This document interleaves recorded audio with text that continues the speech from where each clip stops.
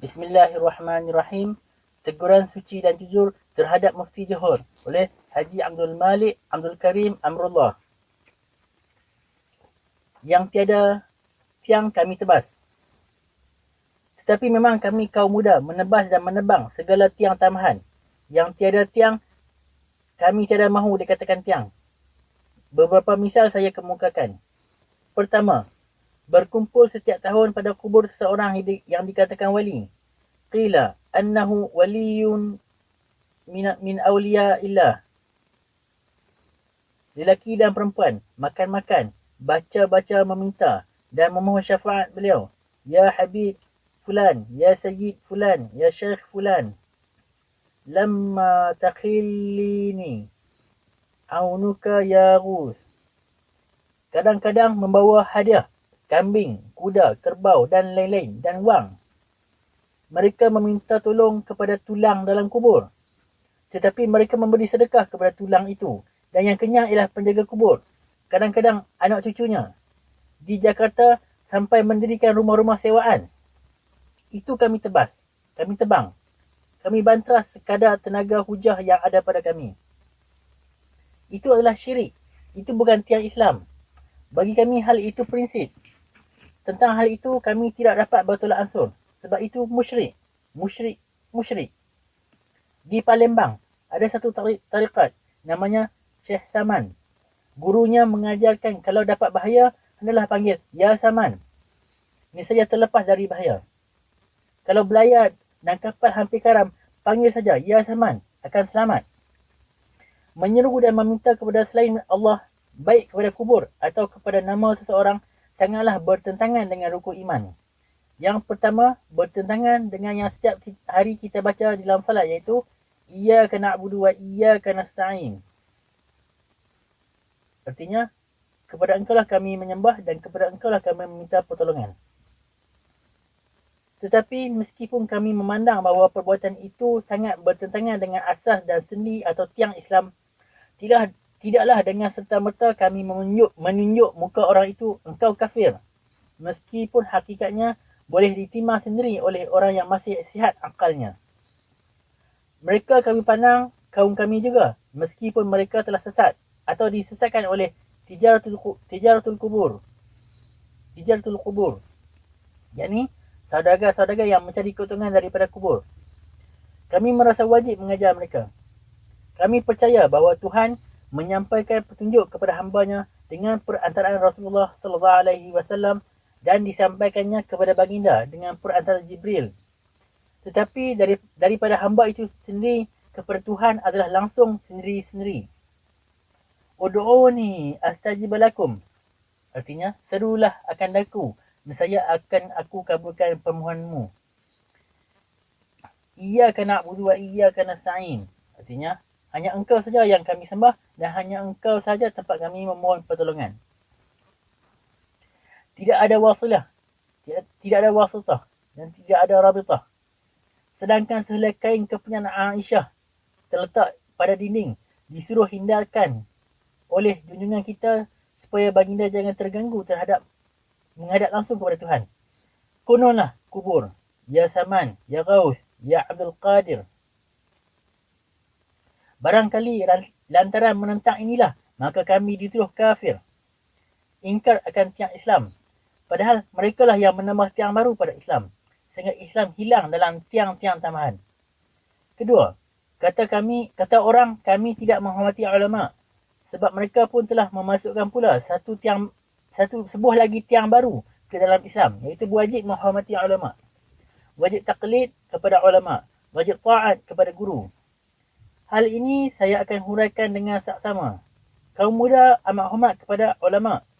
Kaum muda insaf bahawa pengetahuan yang kita dapat sekarang ini mana akan sampai ke tangan kita kalau bukan lantaran ulama. Kami sangat patuh kepada ulama ikutan kita keempat-empatnya. Imam Malik, Imam Syafi'i, Imam Abu Hanifah, Imam Ahmad bin Hanbal. Demikian cinta dan hormati kami kepada beliau-beliau, sehingga kalau ada ulama yang menjadi pengawal di luar yang mencuba-cuba menghalang kami buat bertemu dengan pendapat-pendapat beliau, kami seruak, yakni memalukan. apa ulama lain itu. Dan kami berkata, kepinggirlah engkau. Kami hendak bertemu dengan beliau. Maka bertemulah kami dengan perkataan Al-Imam Malik. Segala orang dapat diterima katanya dan dapat ditolak, kecuali kata-kata yang empunya makam ini. Lalu ditunjuknya kubur Rasulullah. Kami amat taat setia nasihat baginda itu. Segala orang, kata baginda. Dalam segala orang itu termasuk baginda sendiri. Maka bertemulah kami dengan kata Imam Syafi'i. Beliau pun berkata, kalau bertemu hadis yang sahih, maka itulah mazhabku. Maka taat pula lah kami kepada nasihat beliau itu. Kami cari hadis yang sahih. Dengan sendirinya, kaum muda itu kerana suka mengambil hadis yang sahih, diakui oleh Imam Syafi'i sebagai penganut mazhabnya, walaupun diusir oleh kaum muda. Bertemu pula kami perumahan yang diberikan oleh Imam Abu Hanifah. Kata beliau, jika bertemu Al-Quran dan Sunnah Rasulullah, aku tunduk dan patuh. Bertemu asar sahabat, aku timbang baik-baik. Tetapi jika berkata yang lain, mereka lelaki, aku pun lelaki. Imam Abu Hanifah mengajak kami berani. Kami teruskan perjalanan itu menuju Imam Ahmad bin Hanbal. Beliau pun berkata lebih tegas, jangan taklid kepadaku, dan jangan taklid kepada Malik, dan jangan kepada As-Sawri, dan jangan kepada Al-Auza'i, dan ambillah dari mana mereka mengambil. Keempat-empatnya menyuruh kami meneruskan perjalanan ke atas, ke hulu agama, kepada Alkitab dan Al-Sunnah, dan keterangan yang diberikan oleh orang yang terdekat kepadanya, iaitu sahabat-sahabat Rasulullah. Padahal, tak kala kami masih di muara-muara, banyak benar yang menghalangi. Datang Syekh Fulan dan sudah jauh di bawah mutaakhirin, bahkan mutaakhirin. Melarang keras. Jangan pergi ke hulu. Jangan. Haram. Padahal kami tidak mahu dihalangi lagi. Maka dituduhlah kami sesat. Siapa kita yang sesat? Kalau hendak mencari siapakah yang paling taat memegang pula pimpinan mazhab keempatnya, jawabnya ialah kaum muda. Dan kalau hendak ditanya siapakah yang betul-betul memegang petunjuk Muhammad bin Idris, pembangun mazhab Syafi'i, maka jawabnya jelas pula, kaum muda. Kaum tua menyatakan zaman sekarang tidak boleh ijtihad lagi, sebab sudah terlalu jauh dari zaman Rasul. Mustahil dapat berijtihad sekarang. Kaum muda menjawab, sekarang lebih mudah kalau ada kemahuan. Sekarang seluruh kitab-kitab hadis telah dicetak, boleh dibeli di pasar kalau mahu. Sekarang kitab-kitab sekalian mazhab telah dicetak, semuanya mempermudah pekerjaan kalau mahu. Kaum tua mempertakuti, nanti salah. Nabi Muhammad SAW menimbulkan keberangan. Siapa yang berijtihad dan benar hasil ijtihadnya dapat 2 pahala. Pahala ijtihad, pahala benar. Siapa yang berijtihad tetapi salah, hasil ijtihadnya dapat 1 pahala, iaitu pahala ijtihad, dan salahnya tidak berdosa sebab tidak disengaja mencari salah. Begitu sudah jalan dia bukakan agama, mengapa kita mempersukar? Apalah artinya agama kalau kita tidak boleh menggunakan akal? Berijtihadlah bersungguh-sungguh. Kaum tua berfikir dengan dasar jangan, dan kami berfikir dengan dasar silakan. Kata kaum tua, janganlah kamu berijtihad kalau tidak cukup padamu ilmu Al-Quran dengan ayat mujmal dan muqayyadnya, ijmal dan tafsil, am dan khas, nasikh dan mansukh, asbabun nuzul, al-hadith dan as-sunnah, qaulun nabi, wafa'iluhu wa taqrir, dan matan hadis dan sunnah hadis, dan jarh dan ta'dil, dan al-mutawatir, dan ahad, dan sahih, dan hasan, dan da'if, dan ilmu nahwu, dan sarf, dan mantiq, dan ma'ani, dan adabul lughah, dan. Tetapi mereka tidak belajar. Dan kaum muda berkata, pelajarilah olehmu segala ilmu yang tersebut itu, supaya kamu boleh berijtihad. Saya tidak mahu mengatakan bahawa segala masalah yang dikupas oleh almarhum Tuan Ahmad Hassan Badung sudah bertemu dengan kebenaran semuanya. Demikian juga Tuan Abu Bakar Asy'ari. Demikian juga Tuan Hasbi As-Siddiqi dan lain-lain. Saya ulang kesekian kali. Masalah ijtihadiyah adalah masalah zanni. Menuduh-nuduh kafir, zindiq dan lain-lain bukanlah mencari yang selesai. Dan jikalau kita berijtihad, bukanlah artinya bahawa kita telah menjawab segala soal. Al-Imam Malik ditanya orang 20 masalah. Yang terjawab pada waktu itu hanya 3 saja. Yang 17 dijawabnya dengan la adri. Saya tidak tahu. Alhasil, bagi kami ijtihad itu harus digalakkan dan bagi kaum tua taklid dijadikan tiang agama.